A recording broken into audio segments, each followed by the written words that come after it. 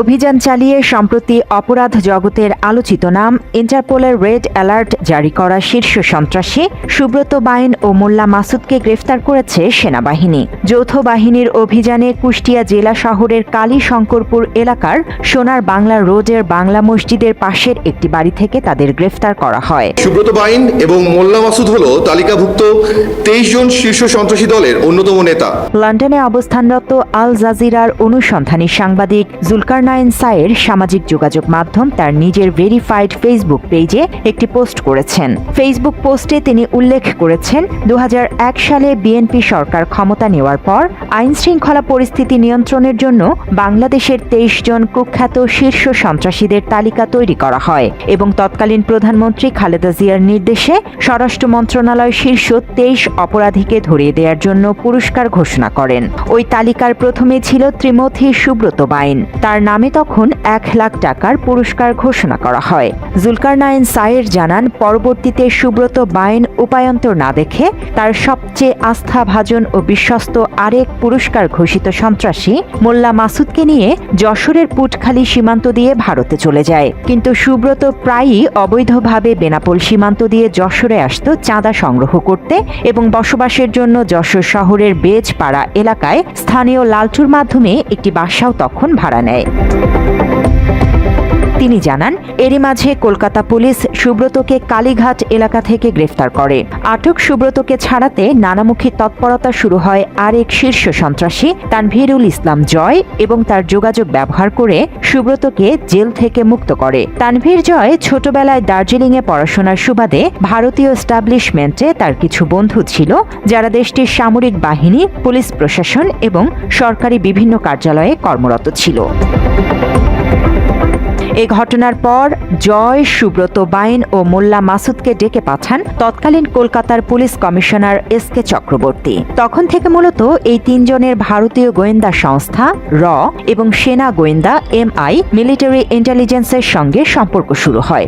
জয় শারীরিকভাবে ফিট না হওয়ায় রয়ের গোয়েন্দা অফিসাররা সুব্রত বাইন, মোল্লা মাসুদ ও তাদের সহযোগী গোলাম মুর্তুজা বাবু ওরফে মধু বাবুকে ভারতের মধ্যপ্রদেশ ও উত্তরপ্রদেশের বিভিন্ন স্থানে কমান্ডে প্রশিক্ষণ প্রদান করে নেয়। পরবর্তীতে রয়ের সিনিয়র কর্মকর্তা S মাথুর সুব্রতদের দিল্লি ডেকে নেন এবং বাংলাদেশে লুকিয়ে থাকা ভারতের ULFA, United liberation of Nagaland সহ যেসব নিষিদ্ধ সংগঠন আছে সেসব সংগঠনের কিছু নেতাদের ছবি ও ঠিকানা দিয়ে অস্ত্র, অর্থ সহ মিশন কার্যকরী করতে যা যা প্রয়োজন সেসবের ব্যবস্থা করে দেয়।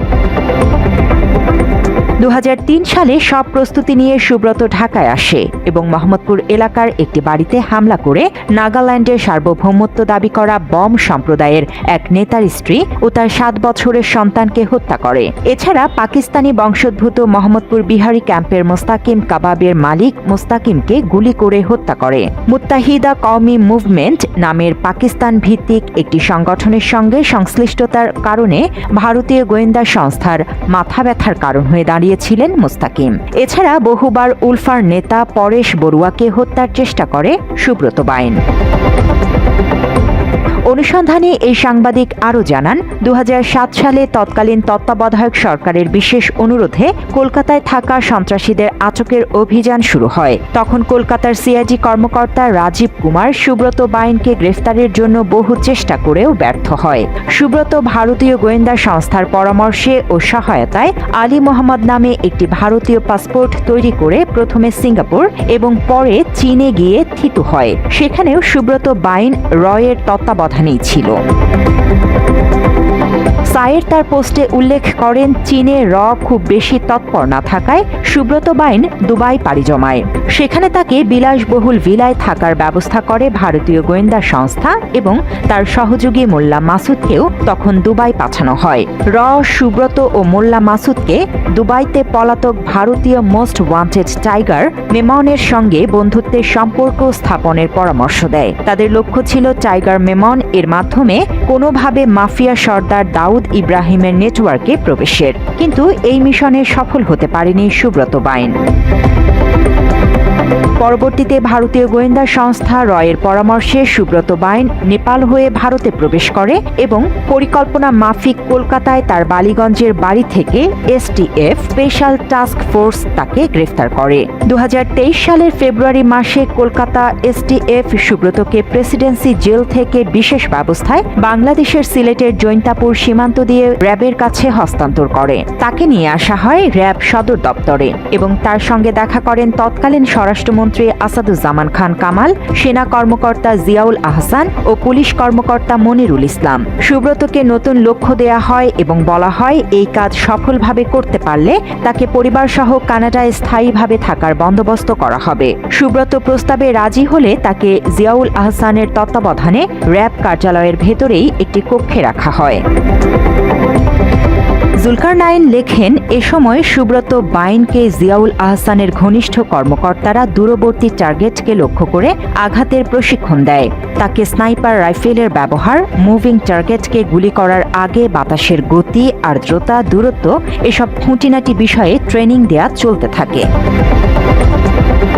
2023 সালের ডিসেম্বর মাসে সুব্রতর সঙ্গে সাবেক স্বরাষ্ট্রমন্ত্রী আসাদুজ্জামান খান কামাল, জিয়াউল আহসান, মনিরুল ইসলাম ও ভারতীয় গোয়েন্দা সংস্থার একজন কর্মকর্তা দেখা করেন এবং তাদের টার্গেট যুক্তরাজ্যে বসবাসরত একটি রাজনৈতিক দলের শীর্ষ নেতা বলে অবহিত করেন। তারা সুব্রতকে পাকিস্তানি পাসপোর্টে লন্ডন পাঠানোর কথা বলেন এবং লন্ডনে মিশনটি সম্পন্ন করার জন্য যা যা সহায়তা লাগবে তা কূটনৈতিক চ্যানেলে দেয়া হবে বলে সুব্রতকে নিশ্চিত করেন।